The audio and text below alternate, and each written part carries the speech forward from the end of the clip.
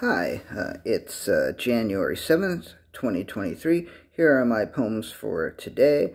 The first one is poem number 35, Congestion.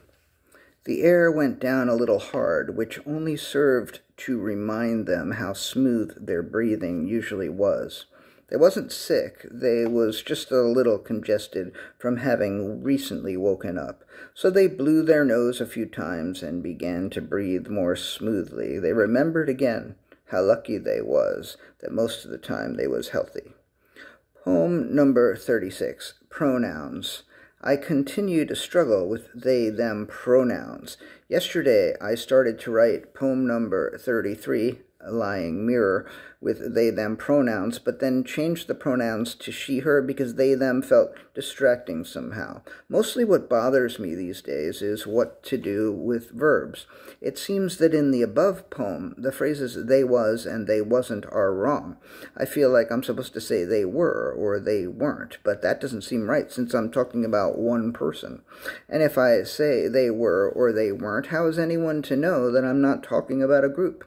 I looked around a bit for other pronouns, but they still seem too new and too odd. I don't see myself using Z or C or A or V or T or E anytime soon. I'm not even sure how to pronounce some of them, so I will stick with the singular they for the time being. But as I say, if it's a singular they, then they was and they wasn't should be correct. Until I hear a compelling argument that makes me feel I'm wrong, I'm going to stick with that.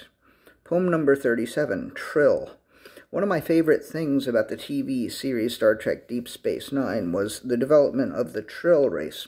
Trills were introduced in Star Trek The Next Generation and were a great idea, so DS9 created a permanent Trill character. The majority of Trills were potential hosts to symbionts, the minority, which were slug-like creatures that needed to live in host bodies in order to survive and thrive. The symbionts lived much longer than the hosts, and when a host was joined with a symbiont, the host would acquire the memories of the symbiont's past lives. One of the things that was interesting about this is that the planet Trill did not maintain gender uniformity when joining a host to a symbiont. So a symbiont for the same host could be male. So a host for the same symbiont could be male, and then female again, and then male, and then female. Star Trek, the original series, has been credited with presenting TV's first interracial kiss. Star Trek Deep Space Nine was one of the first TV shows to present two women kissing. The women were both Trill, but one, Jadzia, was a host joined to Dax, a symbiont, and the other woman, Lenara Kane, was not and had never been a host. When Dax had earlier had a male host, he had been married to Lenara. Their feelings were rekindled in an episode called Rejoined, and at some point they kissed. Star Trek was behind the curve on presenting homosexuality, and in this instance the kiss was arguably not homosexual because Dax was identifying as male and Lenara was thinking of Dax as male. So I would suggest that the Trill were a race that facilitated transgenderism among its hosts and that the episode Rejoined shows the first transgender kiss. The writers and producers were probably not thinking of it this way, but they accidentally took a great step forward. The episode is considered boring by some fans, but I liked any episode that focused on the Trill, one of the most interesting races that Star Trek ever came up with. Poem number 38, Curzon. Before Dax was Jadzia, he had been Curzon, a male. Curzon had been a mentor and friend to the captain of Deep Space Nine, Benjamin Sisko. Ben referred to Curzon as old man. But one of the fun things about Deep Space Nine is that Sisko calls Jadzia old man even though she is a young woman.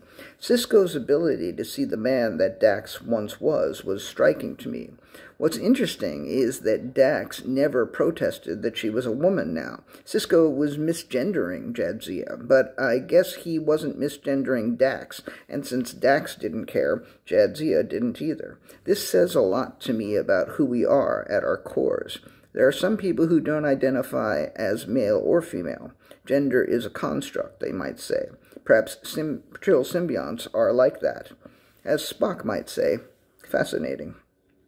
Poem number 39, Ozma. I am sure I've written about Ozma before. Ozma of Oz was born in line to inherit the throne, but she was kidnapped as a baby and turned into a boy and renamed Tip. When Tip was about 14, he learned that he was Ozma. He initially didn't want to be turned back into a girl because he had been a boy all his life. It was what he was used to. It was who he felt he was. But ultimately, he was persuaded and was transitioned. He seemed to bear no psychological scars from this. When I first read the book where all of this happened, it truly captured my imagination, but this was arguably forced feminization.